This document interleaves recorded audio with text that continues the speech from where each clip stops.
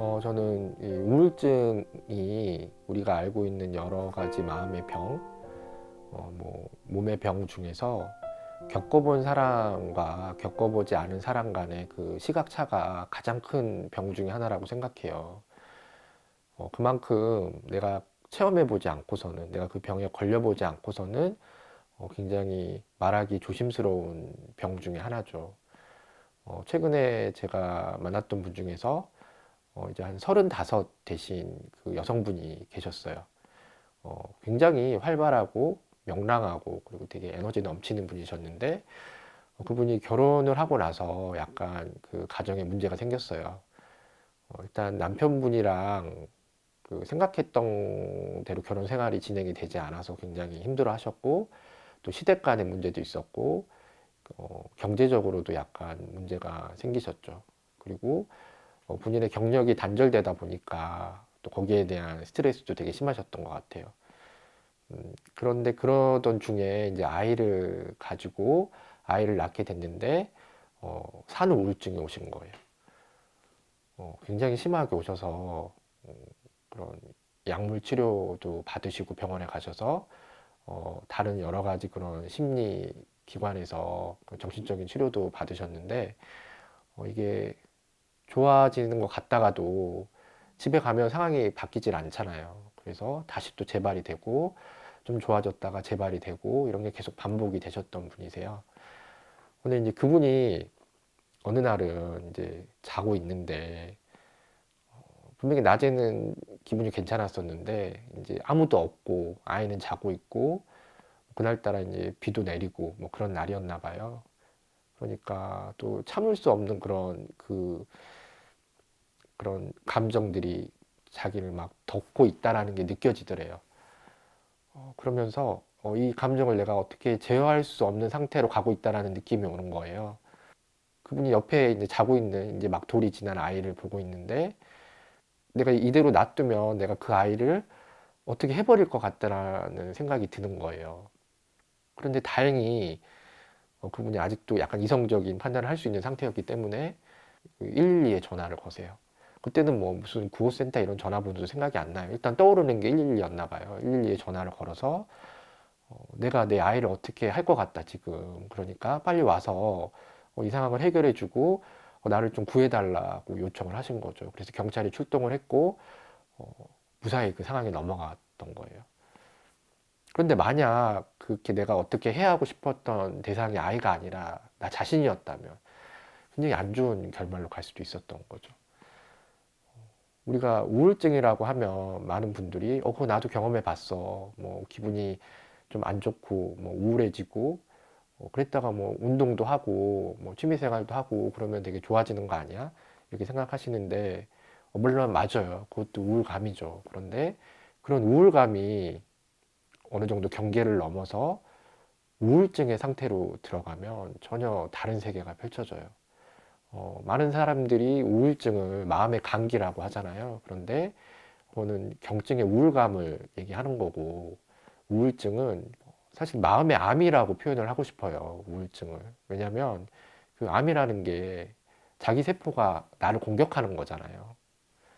그런 것처럼 우울증의 마음 상태가 되면 내 마음이 내 여러 가지 다른 마음들이 있을 거 아니에요. 행복함을 느끼는 마음, 내가 내 자존감을 느껴야 되는 마음, 어딘가에 내가 이건 아니다라고 뭐 분노하고 화내야 되는 마음, 이런 것들을 다 없애버려요.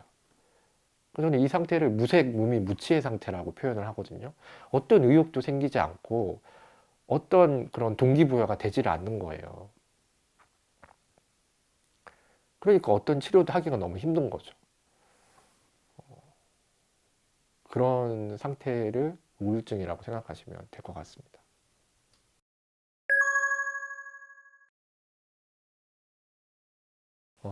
이런 우울감이 찾아왔을 때 우리가 가장 먼저 해야 될 일이 있어요.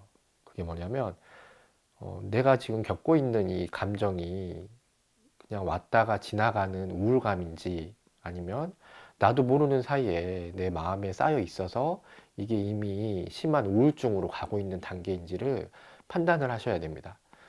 근데 그 판단을 내가 할 수가 없어요. 그래서 꼭 병원이나 아니면 전문 상담 센터에 가셔서 내 상태가 어떤지를 먼저 정확하게 진단 받으셔야 돼요. 그래서 이거는 뭐 그냥 많은 사람들이 겪는 감정의 일종인 그냥 우울감이라고 했을 때는 우리가 알고 있는 다양한 방법들이 있잖아요. 뭐 운동을 한다든지 아니면 취미 생활을 한다든지 뭐 좋은 음식을 먹는다든지 아니면 뭐 가볍게 뭐 그렇게 먹을 수 있는, 물론 가벼운 건 아니지만 거기서 처방해주는 그렇게 약을 먹으면서 회복될 수 있다든지 뭐 이런 식의 방향을 잡으면 되고, 그런데 이게 이미 중증의 우울증으로 가고 있다라고 한다면, 가고 있는 상태라고 한다면 이거는 혼자서는 해결하기가 힘들어요. 저는 이런 상태를 이제 외상에 많이 비유를 하는데, 내가 다리가 심하게 다쳤어요. 그래서 되게 도대체 움직일 수가 없는 상태인 거예요. 이럴 때는 누군가가 도와줘야 내가 갈 수가 있는 거잖아요, 앞으로. 그런 것처럼 이렇게 우울감의 상태에서 우울증으로 넘어와 버리면 이거는 내가 이미 다쳐서, 다리를 다쳐서 혼자 걸을 수 없는 상태라고 생각하셔야 돼요. 이거를 개인의 의지나 개인의 정신력의 문제라고 방치해 버리면 굉장히 상황이 더 안 좋아지죠.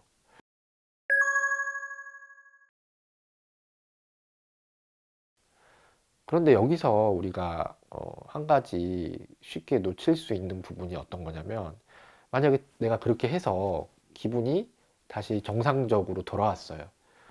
그러면 많은 분들이 언제 내가 우울감에서 벗어났다, 내가 우울증이 치료가 됐다라고 생각하시는 분들이 있으세요. 그런데 가벼운 우울감이든 아니면 무거운 우울증이든 내가 어떤 치료를 받아서 그리고 다시 일상생활을 정상적으로 할 수 있는 상태가 왔을 때를 우리는 치료가 끝난 지점이 아니라 이제 비로소 내가 다시 내 우울증이라는 그 병, 우울감이라는 병을 되돌아봐야 되는, 그래서 그것과 마주해야 되는 시작점이라고 생각하셔야 돼요. 내가 만약에 어떤 이유로 그런 우울증을 겪게 됐어요.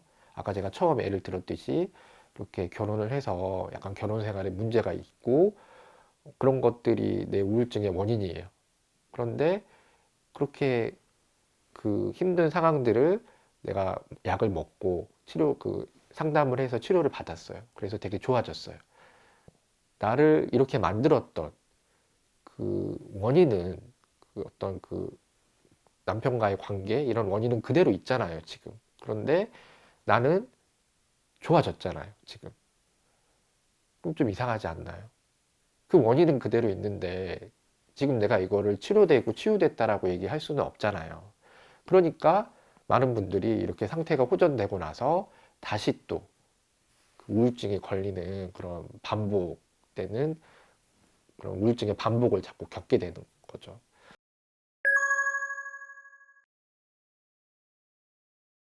그래서 저는 내가 이렇게 상태가 좋아졌을 때를 정말 내 감정을 치유할 수 있는, 내 마음을 치유할 수 있는 시작점으로 여기라고 얘기해줘요. 그리고 이렇게 시작점에 섰을 때 우리가 해야 될 두 가지가 있어요. 그 첫 번째가 뭐냐면 내 마음의 출구를 찾으셔야 된다는 거죠. 어, 우리가 음식을 먹으면 우리가 신경 쓰지 않아도 자연스럽게 몸에서 그 음식을 흡수하고 분해하고 배출하는 역할을 하잖아요. 그게 우리 몸이 하는 자율적인 기능이잖아요. 우리의 마음도 이것과 똑같은 그런 기능을 해요. 우리가 어떤 감정적인 자극을 받았을 때 우리의 마음도 그거를 흡수하고 분해하고 스스로 배출하는 역할을 하는 거, 저는 그게 마음의 기능이라고 생각하거든요. 많은 그런 우울증에 걸린 사람들과 얘기를 해보면 각자 다 해결책이 달라요. 나는 사람들을 만나서 얘기를 하면서 우울증이 좋아졌다. 나는 운동을 열심히 해서 좋아졌다. 뭐 나는 글을 쓰고 뭐 그런 좋은 책들을 읽으면서 좋아졌다. 각자가 다 달라요. 그 다른 이유는 각자가 내 감정의 출구가 다르기 때문이에요. 어떤 사람은 그 감정의 출구가 손인 사람이 있어요. 이 손인 사람들은 내가 어떤 상처를 받았을 때 글을 쓴다거나 아니면 뭐 자수를 한다든지 아니면 계속 무슨 자판을 두들긴다든지 이 손을 써서 이 우울증 아니면 그 다른 마음의 감정들을 해소를 해요. 그런데 또 어떤 사람들은 그 출구가 입에 있는 사람들이 있어요. 이 사람들은 끊임없이 얘기를 해야 돼요. 이야기를 해야 돼요. 그래서 대화를 하고 누군가에게 내 사정을 얘기하고 이렇게 해야 내 감정이 그쪽으로 배출이 되는 거예요. 또 어떤 사람들은 몸인 사람들이 있어요. 이 사람들은 말을 많이 하지 않아요. 그리고 집에 앉아서 뭐 글을 쓰거나 이런 것도 오히려 더 스트레스가 돼요. 근데 춤을 추거나 나가서 열심히 운동을 하거나 이러면 그게 해소가 되는 거예요. 내 몸을 쓸수록 내 에너지, 내 몸 안에 쌓여있던 그 감정들이 밖으로 분출이 되는 거예요. 이게 서로 엇갈리기 시작하면, 그러니까 내 출구가 몸인 사람한테 앉아서 계속 내 이야기를 들어봐, 너 이야기를 해봐라고 하면 해소가 안 되는 거예요. 더 쌓이는 거죠. 그래서 평소에 내 감정의 출구가 어딘지를 정확히 아셔야 돼요. 그래서 내가 상처를 받았을 때마다 내가 그 출구의 문을 열고 내 마음이 해결하지 못한 것들을 빼주셔야 됩니다. 그런데 이것도 어느 정도 의지가 있을 때 얘기예요. 우울증의 상태는 내가 그 출구의 문을 열러 갈 수가 없는 상태예요. 저는 이 우울의 상태를 마음에 불이 난 상태로 많이 비유를 하는데, 막 불이 나서 화마가 꼈을 때 그래도 아직 정신이 있고 의지가 있는 사람들은 얼른 그 내가 알아뒀던 그 출구를 열고 계속 그 연기를 빼고 어떻게 해서든지 그걸 해결할 수가 있거든요. 그런데 이 심한 우울증에 걸린 사람들은 그렇게 출구로 갈 다리가 없는 거예요. 누가 손을 잡아주고 안아주고 업어줘서 그 출구를 열어주지 않으면 그 출구를 보기만 할 뿐이지 갈 수가 없는 거예요. 그래서 거기서 질식이 되고 되게 안 좋은 상황에까지 가게 되는 거죠.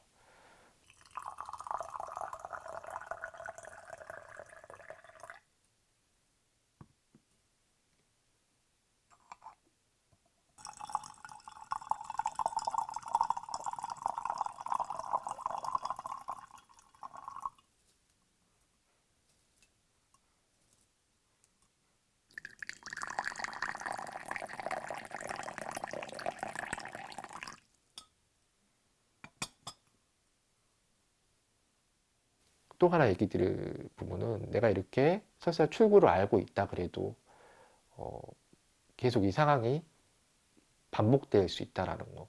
그 이유는 아까 제가 얘기했듯이 내가 나에게 이 우울감을 주는, 우울증을 주는 그 원인을 내가 어떤 식으로든지 해결하지 못하면 그 원인이 결국에는 다시 이 감정을 일으키게 된다라는 거죠. 어떻게 보면은 나에게 가장 큰 상처를 준 일인데 그거를 다시 대면하라고 하고 그걸 그 일을 다시 떠올리라고 하는 건 굉장히 힘든 일이잖아요.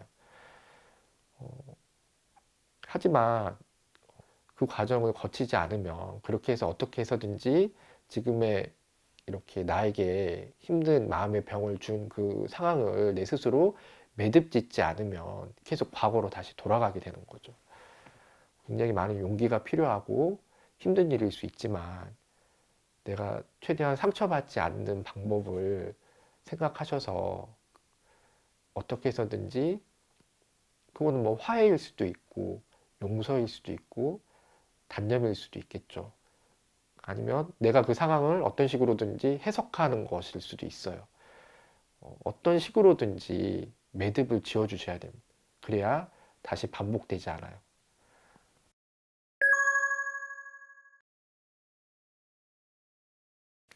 그래서 사실 우울증 치료의 반은, 그 반이 자기의 의지라면 그 반은 그 주위 사람들이 어떻게 이 사람들을 봐주고 돌봐주냐의 문제인 것 같아요. 쉽게 왔다가 지나가는 우울감이라면 옆에서 스스로 극복할 수 있는 시간을 주고 지켜봐주고 조언을 해주고 같이 있어주는 것만으로도 굉장히 많이 호전이 되거든요. 저 같은 경우에도 제가 지금 아이가 둘인데 첫째가 5살 때 둘째를 가졌어요. 그래서 그 둘째가 처음 집에 오는 날 첫째가 큰 혼란에 빠졌죠. 5년 동안 자기에게만 집중됐던 그 사랑이 이제 둘째에게 갈 수밖에 없잖아요. 처음에는 그거를 되게 담담히 받아들이는 것 같았어요. 그런데 일주일 정도 지났을 때 아이가 자기 전에 양치질을 하는데 이가 너무 아프다는 거예요. 그래서 이를 봤는데 썩은 데도 없고 부은 데도 없고 괜찮아요. 그런데 한 2, 3일 정도 계속 이를 닦을 때마다 이가 너무 아프다고 하는 거예요. 나중에 알고 봤더니 그 저희 큰애가 치과 치료를 받고 있었거든요. 그 전에 받았던 기억이 있어요. 그래서 다 나았는데 동생에게 사랑이 쏠리고 그 자기가 사랑을 받지 못했던 그게 너무 마음이 아팠던 것 같아요. 마음이 아팠겠죠. 근데 그 아픈 게 마음이라는 거를 알 수가 없는 거예요. 이 5살짜리 아이는. 그래서 자기가 생각하기에는 제일 아픈 게 이빨이었던 것 같아요. 이가 아픈 게 제일 아픈 거였던 거죠. 그러니까 이 아픈 상태를 이가 아프다는 걸로 계속 표현을 했던 거예요. 너무 안 돼 보였죠, 그게. 차라리 그냥 막 울고, 왜 나한테 이렇게 이랬으면 차라리 괜찮았을 텐데, 어떻게든 자기도 그걸 받아들이려고 노력을 한 거잖아요. 근데 너무 눈물이 나더라고요. 그런 아이에게 그런데 만약 제가, 너 누나가 그렇게 하면 돼. 5살이나 됐는데, 이제 태어난 갓난아이처럼 너가 그렇게, 그렇게 해서는 안 되지. 이렇게 꾸짖거나 나무랐다라면, 아직까지도 상황이 안 좋아졌을 수도 있을 것 같아요. 그런데, 그때 제가 했던 방법이, 눈이 마주칠 때마다 사랑한다라고 얘기해주고, 하루에 20번, 30번씩 안아주고, 업어주고, 등을 쓰다듬어주고, 발가락을 만져주고, 그런 일들을 계속 반복을 했어요. 그래서 아이에게 동생도 사랑하지만 너에 대한 사랑도 변하지 않았다라는 걸 확신을 계속 시켜줬죠. 그리고 한 2주 정도 지나니까 그 마음을 아이가 받아들이더라고요. 그래서 그래, 내 동생도 사랑받아야 될 존재고 나도 변함없이 사랑받고 있구나라는 확신이 든 순간 그 이후부터 아이의 상태가 굉장히 좋아지고 호전되기 시작했어요. 그래서 다 낫게 됐죠. 그럼 가벼운 우울감은 이런 식으로 너가 지금 너무 우울하지만 그래서 굉장히 뭔가 일을 잘 하지도 못하고 굉장히 어둡지만 그런 우울한 너도 나는 변함없이 사랑하고 있고 존중하고 괜찮은 사람이라고 생각한다라는 걸 확신을 주셔야 되는 거죠. 굉장히 어려운 일이죠.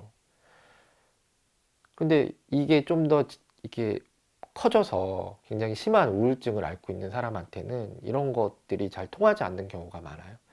받아들여지지 않는 거죠. 내가 우울한데 이 정도 해주지 못해? 내가 이렇게 우울한데 난 이거 할 거야 라고 막무가내로 나가시는 분들도 있고 굉장히 상황이 악화되기 시작하는 거죠. 그럼에도 어쨌든 내가 이렇게 마음의 병을 앓고 있는 사람을 봤을 때는 그 사람을 의지가 약하거나 정신력이 약한 사람으로 봐서는 안 되고 저는 그런 거를 공감하는 순간 치유가 시작된다라는 말을 자주 쓰거든요. 그 사람의 그런 아픔을 공감해주고 그럼에도 괜찮은 사람이라는 너는 역시 괜찮은 사람이라는 확신을 주는 그 시선으로부터 다 시작이 돼야 되는 것 같아요. 그거를 바탕에 깔고 어떤 전문적인 치료를 받게 하려고 계속 노력을 하셔야 되는 거죠. 거부를 하더라도 다시 시도하고 다시 시도하고 이 과정을 겪으셔야 돼요.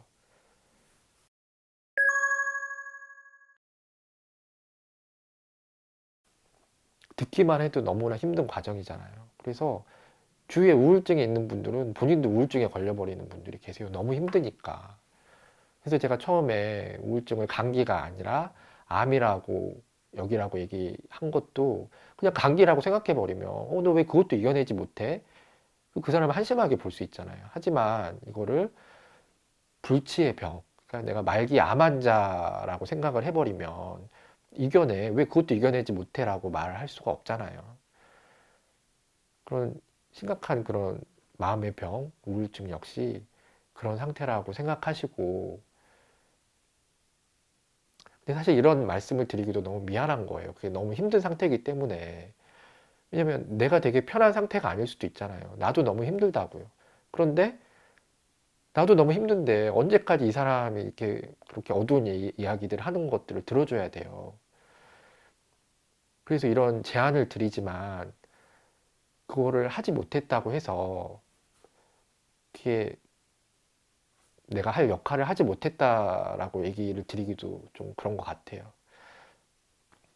그래서 저는 주위에 그렇게 자신을 희생해 가면서 끝까지 그 이야기를 들어주고 끝까지 그 길을 잃지 않도록 그 출구를 잃지 않도록 도와주는 분이 있다라면 그거는 당연한 게 아니라 너무나 큰 행운이라고 표현을 해요.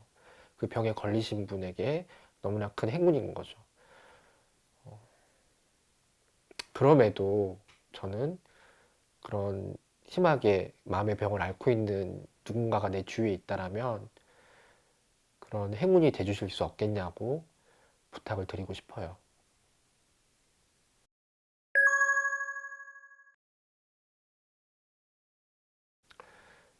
우울증을 단순한 의지의 문제나 정신력의 문제로 생각하지 마시고 큰 마음의 병이 될 수 있다는 걸 늘 생각해 주셨으면 해요.